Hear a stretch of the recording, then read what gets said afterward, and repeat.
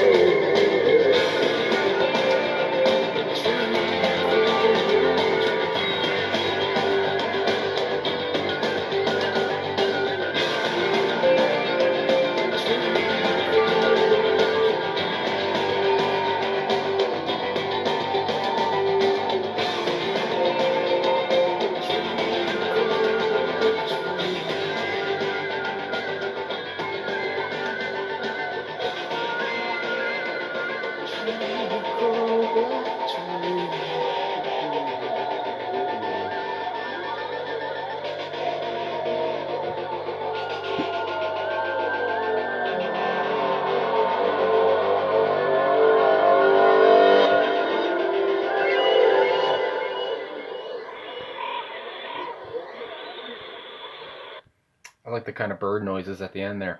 So yeah, okay. So if you didn't see, I was like kind of looking at the my dog's looking at me. I was looking in at the what the song was about and everything, and how it's about the movie The Crow. And I remembered thinking back to when the person requested this song, that this they talked about The Crow, and I've never watched the movie, but I know like what happened on the set and everything that went along with it. And so yeah, I'll just start off with the whole about, and it says so. James O'Barr, creator of the comic book The Crow, is a big fan of The Cure. In fact, he dedicated a full page in his book to reprinting the lyrics of their song The Hanging Garden. When the 1994 film based on the comic was in production, O'Barr asked The Cure for the use of The Hanging Garden. Robert Smith was in turn a fan of The Crow and instead wrote Burn for the film. So yeah, so it all kind of makes sense to me now. Burn was written and recorded while the band had only two members. Ooh, Smith and drummer Boris Williams, and it was completed in only 2 days. So it says I had the idea and we just recorded it, me and him in the studio. So yeah, I guess a lot of songs come to you very fast, and you get it right down, and it's perfect on the first try, you know. So right off the bat, but it says don't look, don't look. So there's an annotation for that. And this quote is a part of the comic. Robert Smith read it completely in order to have an idea for the song, so he did his homework. Don't wake at night to watch her sleep. And so it says, just like in the first line, This one is taken from the comic book, but with some changes on comic. It says, remember when you wake at night and watch her sleep. Just have the page in Spanish to show the reference. It says, and then it's Spanish. So then we go on to this part. This trembling, adored, tousled, bird mad girl. So it says Robert Smith had earlier written a song named Bird Mad Girl, likely inspired by Dylan Thomas's Love in the Asylum. A stranger has come to share my room in the house. Not right in the head, a girl mad as the birds. So yeah, again, he's it's pretty much it. Like it says there, it's about the crow. I mean, every night I burn, scream the animal scream. Every night I burn, dream the crow black dream. So it says Robert Smith actually read the Crow comic books while he was penning it, which is a good idea. It was good on him to do that. These are the lines taken from the comic that are not distinctly mentioned in the movie. And I really love Robert Smith's vocals, especially on that part with Every Night I Burn. Just how passionate you can tell how passionate he is with his vocals. Even just doing and I mean, I guess you might get amped up because you're doing a song for a movie, but it's just so much passion. I mean, you can like from all the songs I've heard, there's like he doesn't just phone it in. It seems so. I mean, I haven't heard the other ones. Maybe there are some songs that people think he phones in, but I mean, I just really love his vocals, especially on the songs. So then we move on here. So this was out in 1994, and I know the movie was like came out in 94 as well, obviously. And so looking at on Wikipedia on the Crow, obviously the whole thing with the Crow was that Brandon Lee, son of Bruce Lee, he died from being accidentally shot fatally by I think it's the guy who I can't remember the guy's name, is Michael Macy or something like that. Michael Massey, I don't know how you pronounce it, but yeah, he accidentally shot him.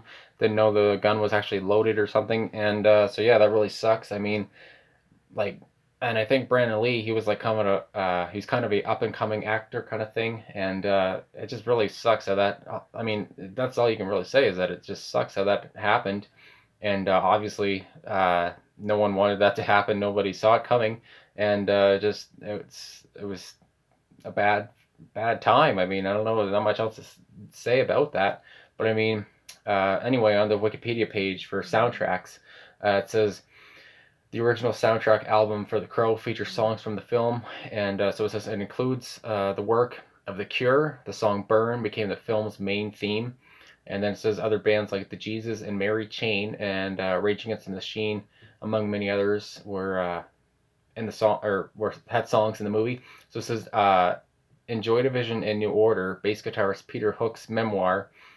He says that New Order were approached to provide the soundtrack for the film with a cover of Love Will Tear Us Apart, their hit as Joy Division. And so it says, however, the band's frontman Bernard Sumner vetoed the idea, citing that they were too busy with their album Republic to commit to another project. Creator of The Crow, James O'Barr, was a big fan of Joy Division and had named the character Sergeant Albrecht and Captain Hook after bandmate Sumner, who was also known as Bernard Albrecht. I don't know. I've never heard this before. Early in his career in Hook. So yeah, I didn't know that about the whole Joy Division part, but I mean, it's kind of weird because I don't know if I want to upload this, but I have reacted to Joy Division really recently, so it kind of all ties in, I guess. And yeah, I mean, it'd be kind of weird too. I mean, I guess doing a cover of Love Will Tear Us Apart. I'm sure New Order has done that, but I mean, just I've never really listened to New Order. I've only listened to Joy Division, and now we're on Joy Division again. But anyway, I've only listened to Joy Division, and I don't know if they've covered. I mean, they probably have covered their old songs and stuff, but it would just be weird to not hear Ian Curtis doing the vocals on something like Love Will Tear Us Apart. So yeah, anyway, that was just a aside. And so yeah, I mean, I really like the song. Like I said, Burn, just short title, but I mean that's what it's all about here. And just a long song, but it was very, I don't know, it was just very captivating, I guess you could say. And it wasn't boring or anything like that. And it's just cool to have the backstory.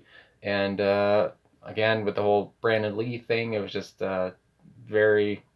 It was a very bad accident, whatever, and yeah, it just sucks that it had to go down like that, and that yeah, basically, and then especially with his dad and how his dad like died early as well.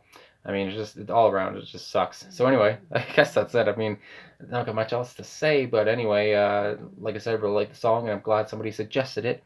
And thanks for watching, and thanks for commenting and subscribing and liking and all that stuff. If you did, I really appreciate it. And I guess that's about it. I'll see you guys in the next one. So yeah.